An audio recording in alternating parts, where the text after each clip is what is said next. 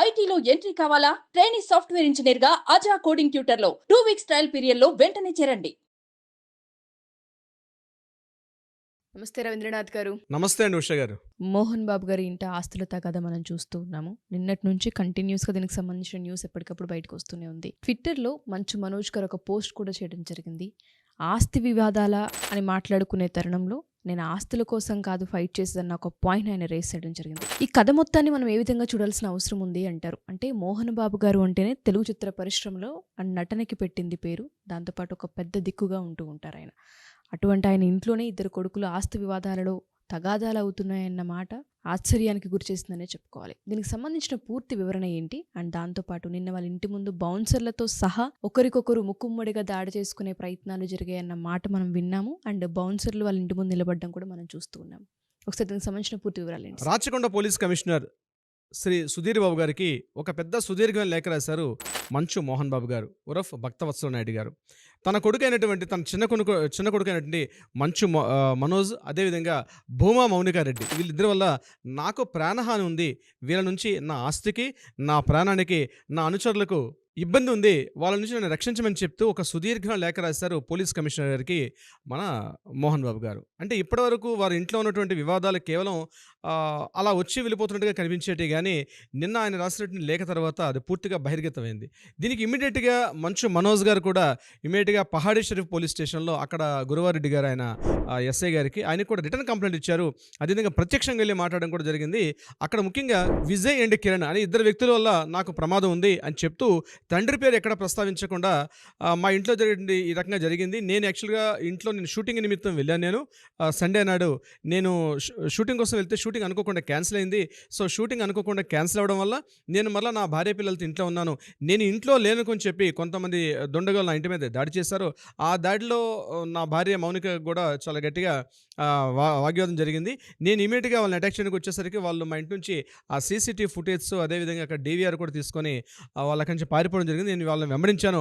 ఆ వెంబడించే ప్రయత్నంలో భాగంగా నాకు కొన్ని గాయాలు జరిగాయని కూడా చెప్పడం జరిగింది. అంతకు ముందు రోజు అంటే డిసెంబర్ 8వ తారీఖు నాడు ఇక్కడ బంజారా హిల్స్లో ఆయన ఒక హాస్పిటల్ అడ్మిట్ అవ్వడం జరిగింది. ముఖ్యంగా కాళ్ళకి, వెన్నుముకకి, మెడకి కూడా గాయాలు అవుతున్నట్టుగా అదొక మనకి రిపోర్ట్ వచ్చింది. అందులో మెడికో లీగల్ కేసు కింద ఇమీడియట్గా పహాడీ షరీఫ్ కూడా రిఫర్ చేయడం జరిగింది. సో ఈ గాయాలు కేవలం వాళ్ళని వెంబడించడం వల్ల జరిగాయని చెప్తూ మంచు మనోజ్ గారు ఒక లేఖ కూడా రాశారు. ఇది యాక్చువల్గా ఇప్పటివరకు మనకి అందినటువంటి ఇన్ఫర్మేషన్, జరిగినటువంటి సంఘటన. అయితే దీనికి సంబంధించి ఇప్పటివరకు మంచు మనోజ్ గారు, అదేవిధంగా మంచు విష్ణుబాబు గారు, అదేవిధంగా లక్ష్మీ ప్రసన్న, మంచు మోహన్ బాబు గారు, ఈ తండ్రి కూతురు కొడుకుల మధ్య ఏదో ఒక ఆస్తి తగాదాలు ఉన్నట్టుగా చాలా మీడియా కథనాలు వస్తున్నప్పటికీ కూడా కొన్ని సందర్భాల్లో ఖండించడం కూడా జరిగింది. అయితే డైరెక్ట్గా మోహన్ బాబు గారు వచ్చి నా కొడుకు వల్ల నాకు హాని ఉందని చెప్తే ఎప్పుడైతే రాశారో ఇది కాస్త తీవ్రతరమైంది. అందరి విషయాల్లో కూడా చర్చనీయాంశం అయితే ఏం జరిగింది. అయితే ఇది యాక్చువల్ జరిగిన సంఘటన. అసలు సంఘటన జరిగింది కాబట్టి అసలు ఏం జరిగి ఉండొచ్చు అనే విషయంలోకి మనం వెళ్ళగలిగితే ఉష గారు, ప్రధానంగా కుంతిపుత్రుడు సినిమాలో మోహన్ బాబు గారి స్వీయ నిర్మాణంలో జరిగేటువంటి ఒక సినిమా కుంతిపుత్రుడు, అందులో ఒక పాట కూడా ఉంటుంది, లేలే బాబా నిద్రలే అనే ఒక పాటలో. అది యాదృచ్ఛికమా కాకతాళీయకమా తెలియదు, కానీ పెద్ద కొడుకు ఎప్పుడూ ముద్దేలే అన్నట్టుగా ఒక చరణం ఉంది. అప్పట్లో ఈ విషయం మీద కూడా కొంత డిస్కషన్ కూడా జరిగింది. లైట్గా తీసుకుని అప్పట్లో ఇంత మీడియా ప్రచారం లేకపోవడం వల్ల. అంటే ఆ పాటకి ఈ సెంటెన్స్కి సందర్భం లేనప్పుడు కూడా పెద్ద కొడుకు అంటే ముద్దేలే ఏ తండ్రికి అన్నటువంటి సెంటెన్స్ బహుశా ఆ సెంటెన్స్ ఇక్కడ ఉపయోగపడుతుందేమో అన్న విషయాన్ని మంచు మనోజ్ గారు నిన్న ఎక్స్ ట్విట్టర్లో వేదికగా ఒక 10 పాయింట్స్ ఉన్నటువంటి ఒక లేఖను రాయడం జరిగింది. నేను మంచు మనోజ్ గారు ఆ లేఖలో రాసిన సారాంశాన్ని ఇక్కడ మీతో వివరించే ప్రయత్నం చేస్తాను ఉష గారు. నేను అందులో ఆయన టోటల్గా 10 పాయింట్స్ రాశారు. పాయింట్ వైజ్గా నేను మీతో కొంత డిస్కస్ చేసే ప్రయత్నం చేస్తాను. చాలా డీటెయిల్గా రాశారు. అందులో ఫస్ట్ పాయింట్, నా భార్య పని చేసేటువంటి ఆరోపణలు, నా పైన నా భార్య పని చేసేటువంటి ఆరోపణలు మా నాన్నగారు ఏదైతే చేశారో ఆ ఆరోపణలు పూర్తిగా అవాస్తవం. నేను వాళ్ళు ఈ రకంగా కూడా వాళ్ళని ఇబ్బంది పెట్టలేదు. నా పైన నా భార్యని ఈ యొక్క వివాదాలకు తీసుకొని రావడం పూర్తిగా అవాస్తవం. నేను ఏ రోజు కూడా ఆర్థిక సాయం కోసం కుటుంబంపై ఆధారపడలేదు. నేను ఎలాంటి ఆస్తిపాస్తులు కూడా అడగలేదు. అలాంటి ఆలోచన కూడా నాకు లేదు అని పూర్తిగా ఖండించారు మంచు మనోజ్ గారు. ఇందులో ఈ 10 పాయింట్ల వృత్తాంతంలో చాలా డీటెయిల్గా ఉంది. నేను హైలైట్ పాయింట్స్ చెప్తున్నాను. ఫస్ట్ పాయింట్లో చెప్పేశారు, నా భార్యపై చేసిన ఆరోపణల అవాస్తవం. ఆర్థిక సాయం కోసం నేను ఏ రోజు కూడా నా కుటుంబంపై ఆధారపడలేదు. పడలేదు, ఎలాంటి ఆస్తిపాస్తులు కూడా నేను అడగలేదు, అలాంటి ఆలోచన నాకు లేదని ఫస్ట్ పాయింట్‌లోనే కట్ చేసి పడేశారు. ఈ యొక్క వివాదానికి ఫుల్ స్టాప్ పెడుతూ. ఇక రెండో పాయింటు, ఎందుకు ఇంటికి వెళ్ళాల్సొచ్చిందంటే అక్కడ ఏం చేశారంటే ఆయన లెటర్ చెప్తూ 4 నెలల నుంచి నా కొడుకు ఇంటికి దూరంగా ఉన్నాడు. ఆ ఇంట్లో నేను ఒక్కడినే ఉన్నాను. ఇటీవల 4 నెలల క్రితం 4 నెలల నుంచి ఇంటికి దూరంగా ఉండి, ఇటీవల భార్య పిల్లలతో వచ్చి ఈ రకమైనటువంటి ఇంటికొచ్చి ఆయన చాలా గొడవ చేస్తున్నాడని చెప్పి ఒక లెటర్‌లో రాయడం జరిగింది. దానికి సంబంధించి ఆ రెండో పాయింట్‌లో ఆయన ఏం చెప్పారంటే, ఇంట్లో అమ్మ ఒంటరిగా ఉంది. కుటుంబానికి చెందినటువంటి అది మా కుటుంబానికి చెందినటువంటి ఇల్లు కాబట్టి నేను ఆ ఇంటికెళ్ళాను. నేను ఆ ఇంట్లో 1 ఇయర్ నుంచి ఆ ఇంట్లో ఉన్నాను. నేను ఎక్కడికి వెళ్ళలేదు. వీలైతే మొబైల్ టవర్ ద్వారా ట్రేస్ చేసుకోండి సిగ్నల్స్ అన్నీ కూడా. నేను ఆ ఇంట్లో ఉన్నట్టుగానే నాకు ప్రూఫ్స్ ఉంటే నేను ఎక్కడికి వెళ్ళలేదు. మా నాన్నగారు ఏదైతే ఆరోపణ చేశారో ఆ ఆరోపణ పూర్తిగా అవాస్తవం అని చెప్తూ రెండో పాయింట్‌కి ఆన్సర్ చెప్పారు. ఇక మూడో పాయింటు, ఇందులో 7 నెలల నా అమ్మాయిని అంటే నా కూతుర్ని వివాదంలో తీసుకొచ్చారు. ఆమె పేరు దేవసేన శోభ. ఆమెను తీసుకొని కూడా వివాదంలో తీసుకొని రావడం అత్యంత హేయమైనది. మా అమ్మాయి దీనికి ఎటువంటి సంబంధించిన విషయం కాదు. ఆ అమ్మాయిని కూడా తీసుకొచ్చి మా నాన్నగారు మాట్లాడడం తప్పు అని చెప్తూ కూడా మూడో పాయింట్ రాయడం జరిగింది.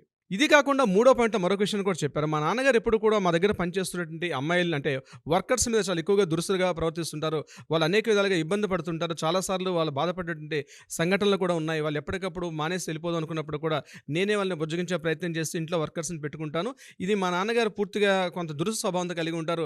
అది చాలామంది ఇబ్బంది పడుతుంటారు. కేవలం నా వల్ల మాత్రమే ఇంట్లో పని మనుషులు వర్కర్స్ ఉన్నారంటే బికాస్ ఆఫ్ ఓన్లీ నా వల్లే తప్పించి మా నాన్నగారి ప్రవర్తన ఎవరికీ నచ్చదు. చాలా దురుసు స్వభావి, చాలా దుండుకు స్వభావం అని చెప్తూ కూడా ఈయన చెప్పడం జరిగింది. ఇక నాలుగో పాయింట్ విషయానికొస్తే కూతుర్ని విడిచిపెట్టేసి కొడుకు కోడలు వెళ్ళిపోయారు. నా కొడుకు కోడలు కూతుర్ని ఇక్కడ అమ్మ దగ్గర పడేసి వెళ్ళిపోయారు. అసలు వాళ్ళకి బాధ్యత కూడా లేదని చెప్తూ ఒక పాయింట్‌లో నాన్నగారు చెప్పడం జరిగింది. అటువంటిది పూర్తిగా అవాస్తవం. నేను మా అమ్మ యొక్క సంరక్షణలో పెట్టి నేను బయటికి వెళ్ళాల్సి వచ్చింది తప్పించి అది హాస్పిటల్‌కి వెళ్ళాను. వేరే ఉద్దేశానికి వెళ్ళలేదు. పూర్తిగా నా భార్య మా అమ్మ సంరక్షణలో ఉంది. మా అమ్మ నిర్మలాదేవి గారి సంరక్షణలో ఉంది. ఇది పూర్తిగా మా అమ్మాయిని పెట్టానని చెప్తూ ఆయన ఒక పాయింట్ చెప్పడం జరిగింది. ఇక ఐదో పాయింట్‌గా నేను చెప్పారంటే మా ఇంట్లో ఉన్నటువంటి సీసీటీవీ ఫుటేజ్ అన్నీ కూడా పూర్తిగా బయటికి తీసుకొని రావడం జరిగింది.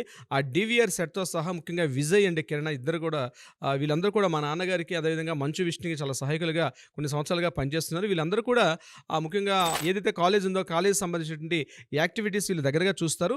దీనికి సంబంధించి మా ఇంట్లో ఉన్న ఇంతకుముందు ఒక డిస్కషన్ జరిగింది. ఈ డిస్కషన్‌లో వాళ్ళు చాలా వల్గర్‌గా మాట్లాడారు కాబట్టి పూర్తిగా సీసీటీవీలు, డీవీఆర్ సెట్ ఇవన్నీ కూడా వాళ్ళు ఎక్కడి నుంచి పట్టుకొని పోయారు. దాని మీద విచారణ చేస్తే మంచిది. దీంట్లో నా ప్రమేయం ఏమీ లేదని చెప్తూ ఇంకో పాయింట్ చెప్పడం జరిగింది.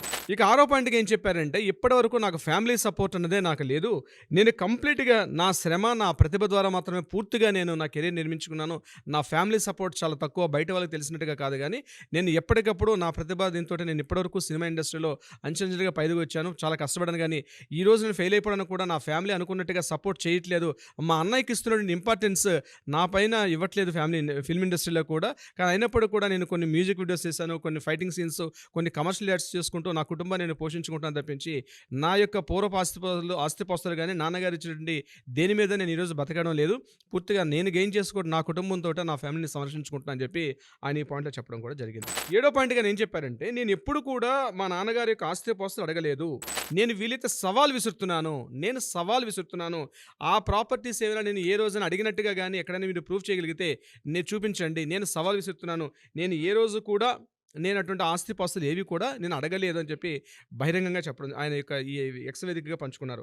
అదేవిధంగా 8వ పాయింట్‌గా చెప్పాలంటే ఏదైతే ఇప్పుడు చిత్తూరు ముఖ్యంగా శ్రీ విద్యానికేతన్ యూనివర్సిటీ ఉందో ఆ శ్రీ విద్యానికేతన్ యూనివర్సిటీలో మొత్తం 9 మంది ట్రస్టీలు ఉన్నారు. ఆ 9 మంది ట్రస్టీల్లో మోహన్ బాబు గారి పేరు ఉంది. రెండో పేరు విష్ణు గారి పేరు ఉంది.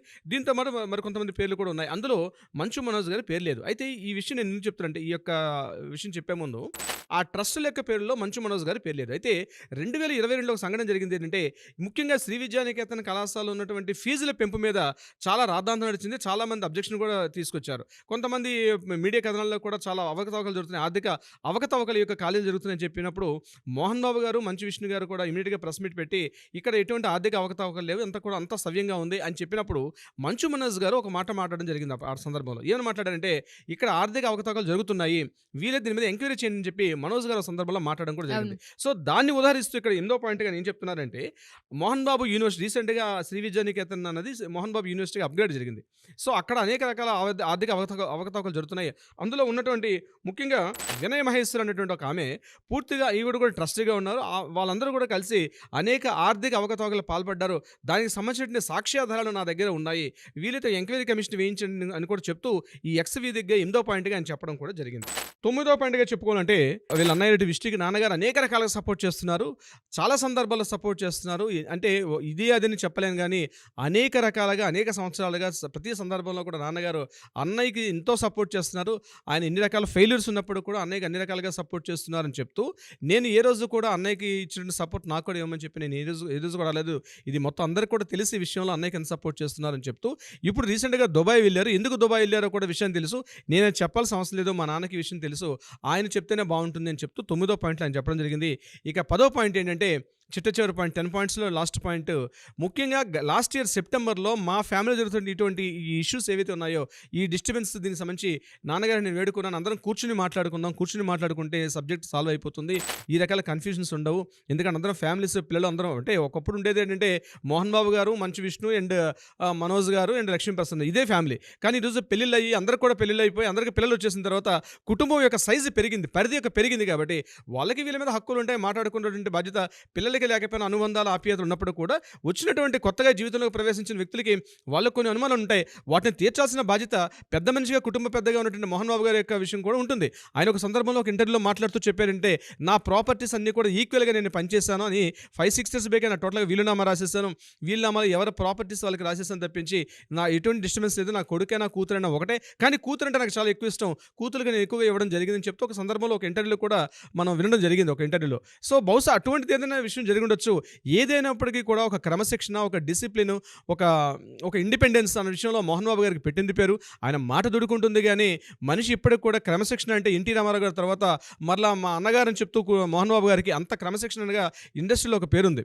అయితే ఆయన నోటు దురుసు వల్ల కొన్ని రకాలుగా ఆయన చెడ్డ పేరు ఉండొచ్చు కానీ వ్యక్తిగతంగా సినిమా పరంగా క్రమశిక్షణ కానీ ఒక విలక్షణ నటుడిగా చెప్పాలంటే మోహన్ బాబు గారికి ఆ ప్లేస్ని రీప్లేస్ చేసే వ్యక్తి ఇప్పటివరకు ఇండస్ట్రీలో ఎవరు లేరు. ఒక సందర్భంలో ఒక గొప్ప నటుడైనటువంటి అమితాబ్ బచ్చన్ గారు చెప్పారు, ఇండస్ట్రీలో అప్పుడు మనకి ఎట్లయితే ప్రాణ్ గారని హిందువులు ఎలా ఉంటారో అట్లాంటి ఈక్వల్ నటుడు మరలా మనకి ఇక్కడ ఎంటైర్ సౌత్ ఇండియాలో ఒక మోహన్ బాబు గారిని చెప్పడం కూడా ఆయన నటనలో కానీ ఆయన క్రమశిక్షణలో కానీ దీనికి సంబంధించి ఆయనకి ఎక్కడ ఎవరో ఒక మార్క్ పెట్టలేరు. కానీ తన కుటుంబంలో ఉన్నటువంటి ఏదైతే విషయం జరుగుతుందో ఒక కుటుంబ పెద్దగా అందరినీ ఒక కంట్రోల్ చేయాల్సిన బాధ్యత అయితే ఉంది. కానీ ఏదేమైనప్పటికీ కూడా ఆయన తన రాచకొండ కమిషనర్ గారికి లెటర్ అయితే రాయడం అన్నది ముఖ్యంగా వాళ్ళ ప్రాణహాని. ఏదైనా ఉంటే ఇంట్లో కుటుంబ సభ్యులు కూర్చొని సాల్వ్ చేసుకోవాల్సింది. అంతేగాని ముఖ్యంగా బయటపడి ప్రజలందరి నోట్లో నానితే మాత్రం ఖచ్చితంగా పిల్లల యొక్క భవిష్యత్తుకి ఇబ్బంది. అదేవిధంగా అట్ ద సేమ్ టైం తన కూడా ఈ 78 ఏళ్ళ వయసు, ఆయన యొక్క లెటర్లో కూడా రాశారు, నా వయసు ఇప్పుడు 78 సంవత్సరాలు, ఈ వయసులో నేను ఇటువంటివి ఎదుర్కోవడం చాలా ఇబ్బందిగా ఉంది, నాకు ప్రాణహాని ఉందని చెప్పడం కూడా ఒకంత ఆశ్చర్యానికి ఒకంత విస్మయానికి కూడా గురిచేస్తుంది. ఏదేమైనప్పుడు కూడా మంచు మనోజ్ గారు ఎక్స్ వేదికగా ట్విట్టర్ వేదికగా ఏదైతే మాట్లాడారు ఈ 10 అంశాలు లేవనెత్తారు, నిజంగా ఇదంతా కూడా ఆలోచింపదగ్గ విషయం. ఎందుకంటే చాలామంది ఆస్తుల గొడవలే ప్రధానంగా వీళ్ళ మధ్య నడుస్తున్నాయని చెప్తూ గడిచిన 2 రోజులుగా ఏదైతే ఇవి మనకి వినిపిస్తున్నాయో సోషల్ మీడియా వేదికగా దానికి పులి స్టాప్ పెడుతూ మనోజ్ గారు పెట్టినటువంటి ఈ యొక్క వ్యాఖ్యలు ఏవైతే ఉన్నాయో, ఈ యొక్క డీటెయిల్స్ ఏది ఉన్నాయో డెఫినెట్గా దీని గురించి అయితే కొంత కన్ఫ్యూజ్ అయితే మాత్రం ఉంది. ఏం జరుగుతుందో ఏంటో తెలియాలి. అదే సందర్భంలో నేను లక్ష్మీప్రసన్న గారు కూడా రావడం, మంచు మనోజ్తో కొంతసేపు హాఫ్ అన్ అవర్ 1 hour మాట్లాడి కొంతవరకు లక్ష్మీప్రసన్న మంచు మనోజ్ గారికి సపోర్ట్గా ఉన్నట్టుగా కూడా తెలుస్తుంది. ఇది ఏమైనప్పటికీ ఇది కేవలం వాళ్ళ కుటుంబ విషయం, వాళ్ళ వ్యక్తిగత విషయాలు. ఎప్పుడైతే వాళ్ళు పోలీస్ స్టేషన్కి వచ్చారో 10 మంది కూడా మాట్లాడుకునే అవకాశాన్ని వాళ్ళు ఇచ్చినట్టుగా కనిపించింది. మీరు అన్నట్టుగానే ఎక్స్ వేదికగా ఆయన లేవనెత్తిన 10 అంశాలను కనుక చూస్తే ఇందులో చాలా డీటెయిల్స్ ఉన్నాయని అర్థమవుతూ ఉంది. ఆస్తి వివాదాలు కాకుండా ఇది కొంచెం ఎడ్యుకేషనల్ ఇన్స్టిట్యూట్కి సంబంధించి ఏదో అవకతవకలు జరుగుతున్న ప్రాసెస్లో లేవనెత్తిన ఒక విషయంగా మనం చూడాలేమో అని అనిపిస్తుంది. దీనికి సంబంధించిన పూర్తి వివరాలు ఏంటి అండ్ ఇన్వెస్టిగేషన్ ఏ విధంగా కొనసాగే అవకాశం ఉంటుంది, అసలు ఎఫ్ఐఆర్ ఫైల్ చేసే అవకాశం ఉంటుందా లేదా? ఆల్రెడీ ఒక విషయం ఉష గారు, కంప్లైంట్ మీద 3 FIR నమోదాయి. అందులో సెక్షన్ 321, సెక్షన్ 351, BNS 115 ఈ 3 సెక్షన్స్ మీద వేశారు. ఈ 3 సెక్షన్స్ కూడా దేనికి సంబంధించిందంటే, ఒకటి ట్రెస్ పాసింగ్ చేసిందంటే అనుమతి లేకుండా తన ఇంట్లోకి ప్రవేశించడం అన్నది ఒకదాని మీద వస్తుంది. అదేవిధంగా వాళ్ళ ఆస్తులను ధ్వంసం చేయడం, థెఫ్టింగ్ చేయడం అంటే ఈ 3 సెక్షన్స్ మీద 329, 351 అండ్ BNS 115 ఈ 3 సెక్షన్స్ మీద ఎంక్వైరీ చేయడం జరిగింది. దీని మీద ఇమీడియట్గా రాచకొండ కమిషనర్ కూడా ఆ లెటర్ ఇమీడియట్గా సంబంధిత పహాడీ షరీఫ్ పోలీస్ స్టేషన్ కూడా పంపించడం జరిగింది. ఈరోజు వాళ్ళ ఇంటికి వెళ్ళి అందరినీ కూడా ప్రతి వ్యక్తిని కూడా పిలిచి మాట్లాడే అవకాశం అయితే ఉన్నట్టుగా పోలీసు వర్గాల ద్వారా మనకు అందినటువంటి ఇన్ఫర్మేషన్. ఏ విషయాలు బయటకు వస్తాయి, దీనికి సంబంధించిన పూర్తి వివరణ ఏంటో తెలుసుకుందాం. Thank you sir, thank you so much. Thank you so much ఉష్ గారు.